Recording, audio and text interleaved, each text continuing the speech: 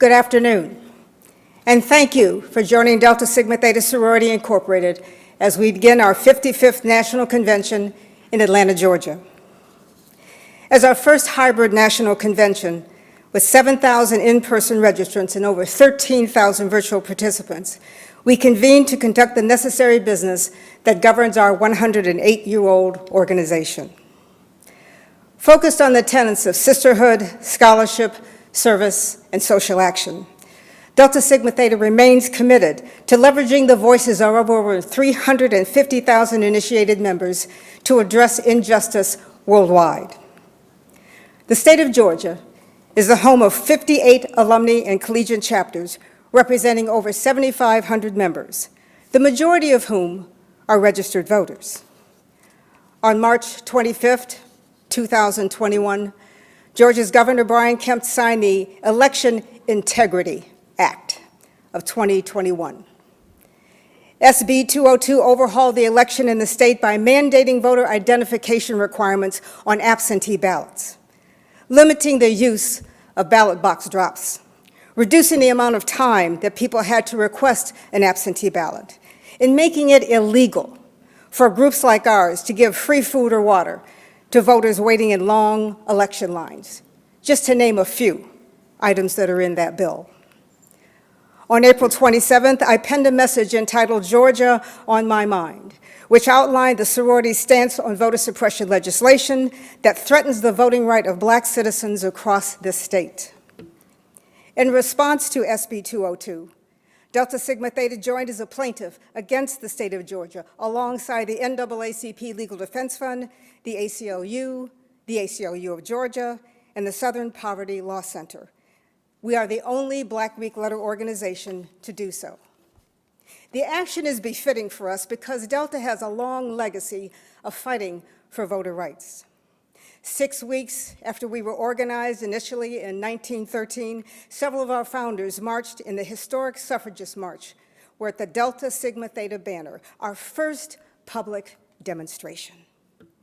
Their participation put them at personal risk, and they faced indignity when they were not welcomed by many of the white women suffragists. And Delta Sigma Theta Sorority has been marching on the front lines ever since. Despite suppression of all kinds, social action remains at the core tenet of the sorority's mission. Our top social action priorities include combating voter suppression, fighting for voter rights, registering voters, and creating voter education programs. Today, we continue to amplify the power in our voice as a sisterhood and speak out against voter suppression laws and their unfair redistricting efforts. It is also important to ensure that the Georgia General Assembly understands our stance on redistricting and requests for fair district maps during its special session. And finally, to ensure the power of Delta's voice is heard by the Georgia state legislatures, our members will be delivering hundreds of envelopes from voters all across the state expressing their opinions on the action taken by the Georgia state legislator. Please look out for our red envelopes that are addressed to the governor and the Secretary of State. We are not going to stop fighting for the fair voting rights in the state of Georgia. I thank you for joining us today as we kick off our 55th National Convention using the power in our voice. I'm going to turn it over now to our Atlanta social action partners for further comment. We will first hear from Richard Rose, the president of the Atlanta Urban League, followed by Nancy Flake Johnson. We'll first hear from Richard Rose, who is the president of the Atlanta NAACP, followed by Nancy Flake, president of the Atlanta Urban League, and last but certainly not least, our SOAR, Helen Butler, executive director for the People's Agenda. Richard Rose, the president of the Atlanta NAACP.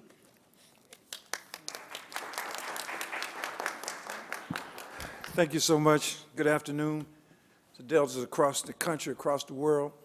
It's indeed an honor to come before you. That social action that you are taking expresses what I often say to people. Silence gives consent, and we must not be silent. We must refuse absolutely, positively to be mistreated in all forms. We demand equal opportunity, equal justice, equal equity, and all of our rights as citizens. This bill that was passed by the Georgia legislature, SB 202, is just a continuation of the one campaign we must fight, and that is white supremacy in all of its form. White supremacy in education, white supremacy in economic opportunity, white supremacy in politics, white supremacy in voting rights. What this bill has done is return to a class of the privileged to be able to vote. I mistakenly went by the poll this morning at 8:36 and was turned away because the poll didn't open till 9 a.m. So this cuts out working people. It closed at 6 p.m. So I'm on a vote. I'm going back. But what about the others who running to work, didn't recognize what time it started, or I recognized it and said, well, I have to do it later. But the runoff, we Atlanta and other cities in this county have various runoffs for mayor and council people. It is important that these communities have a voice, and that voice is through the power of the vote. Because not only is the vote powerful, the threat of the vote is powerful. Because this legislation, SB 202, speaks to the threat. We want to make sure that we continue to have unfettered power, unfettered access, and we pick who the voters are, not that the voters pick the politicians. So all of this social action that we have to do together, and let me just say this, together, brotherhood, sisterhood, collaboration is what worked for Georgia in 2020 and on January the 5th. That's right. These ladies who are coming forward, the Urban League, the People's Agenda, New Georgia Project, the Masons, the Pan-Atlantic Council, all of us work together instead of silos across the landscape, because only together, where we communicate, where we collaborate, where we cooperate, we'll be able to make this land a better land for the generations to come. I'm in the twilight. I don't get pulled over for being black while driving anymore. My gray hair gives me a pass. But my grandchildren should not suffer the same fate that we did.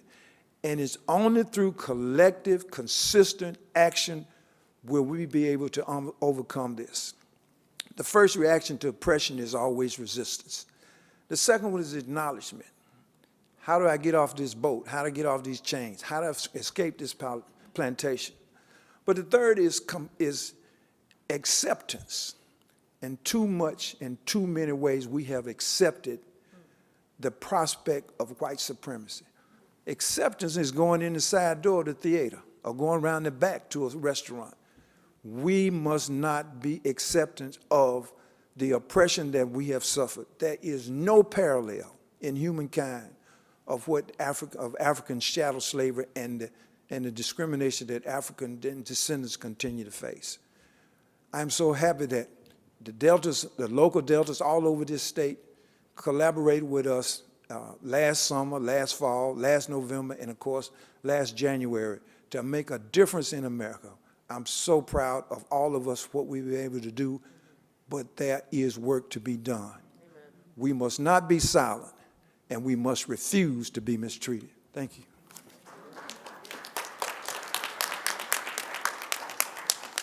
We are better together.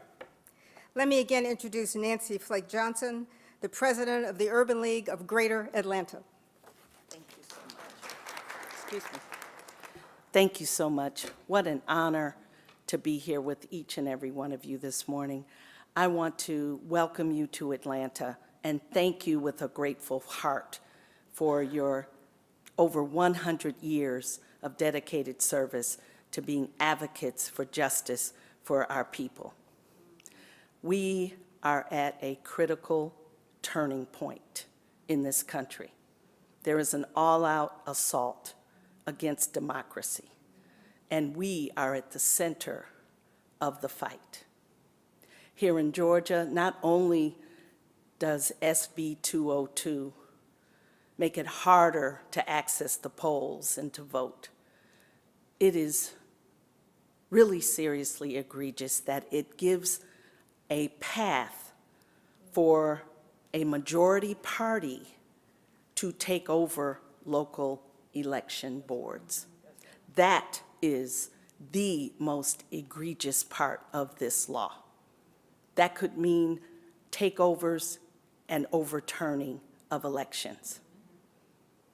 This work is collaborative, and we have been grateful as the Urban League of Greater Atlanta, the National Urban League, on behalf of our national president, Mark Morial, to be a long-time collaborative partner with the Delta Sigma Theta Sorority Incorporated. And I encourage each and every one of you from across this nation to collaborate with your local Urban League, to collaborate with your local NAACP.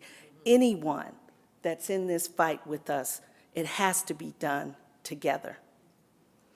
These laws are not only being passed here in Georgia, and I'm grateful you're making this a part of your platform, but this is happening in almost every single state across this nation.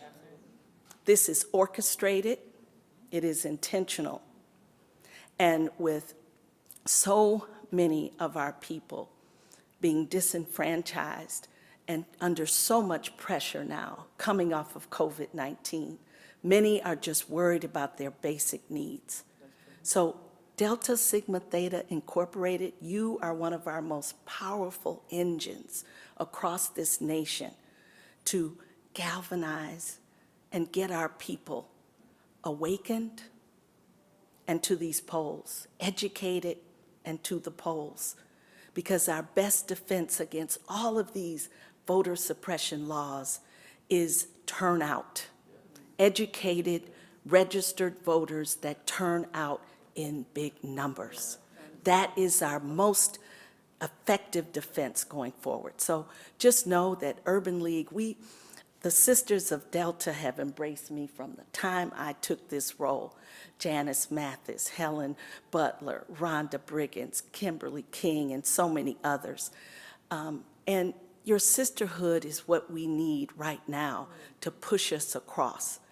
And so let's lock arms together.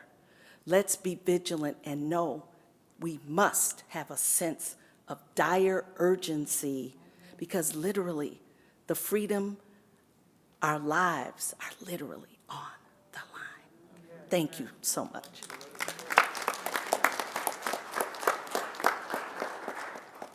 Speaking finally to this dire need and the urgent need for us to come together is our own SOAR, the renowned Helen Butler, who is the Executive Director of the People's Agenda. SOAR Butler. Thank you, Sarah Smith, Sarah Boyd, and others that are here with us. I am so happy to be a part of this sisterhood. And when I first joined at Zeta Psi at UGA, I knew that I was doing the right thing in the battle and the fight for justice. So I'm happy to be here as the Executive Director of the People's Agenda that was formed by one of the great giants and legends of the civil rights movement, the Honorable Dr. Joseph Eccles Lowry. And his vision was that people, Black people, would come together to work to ensure that we have policies and procedures that would really impact and improve our communities. They fought for it. A lot of them died for it. But that's not more important than right now. It's ironic that we're still fighting the battle of voter suppression. It was the beans, right? Counting the jelly beans in a jar, or reciting the preamble to the Constitution when that person who was listening didn't even know. But it is now that we have those same tactics that are being deployed against our people. But guess what? We will not be deterred. We will continue the fight to fight voter suppression. As Richard and Nancy and President Smith have already said, we've got to be in this battle. Numbers matter. Yes. We had the highest record of turnout.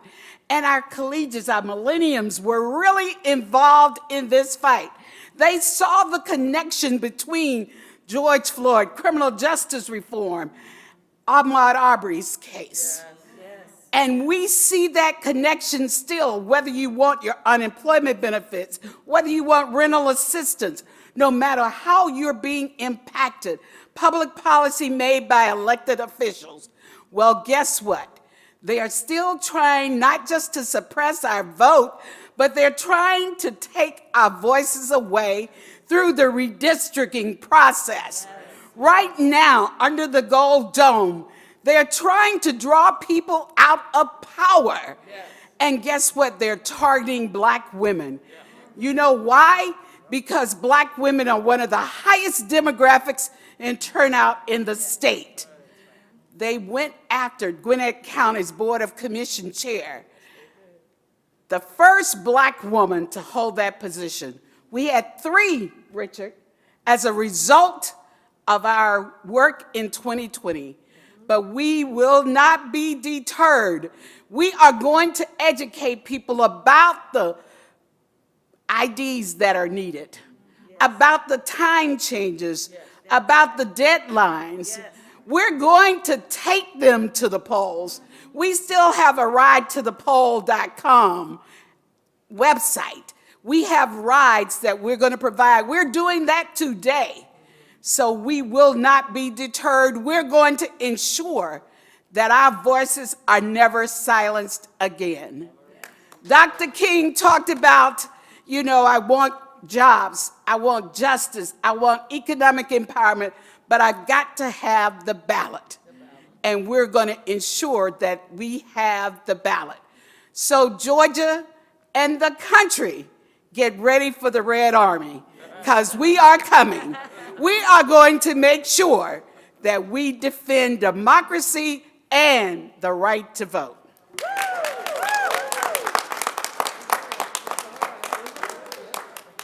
To our soars listening and to our audience everywhere, this is a red letter day. It's a day that we are going to make sure the power of our voice is heard and that our legislators get the letters. Those of you who are in Georgia who have not had a chance to write your letter, it's not too late to do that. Write your letter and get it in. Make sure that those of you who are voting, your friends and family, your circle of influence, participate in what we need to do all over the country wherever voter suppression strikes. Thank you for listening, and thank you for being with us this afternoon. Good day.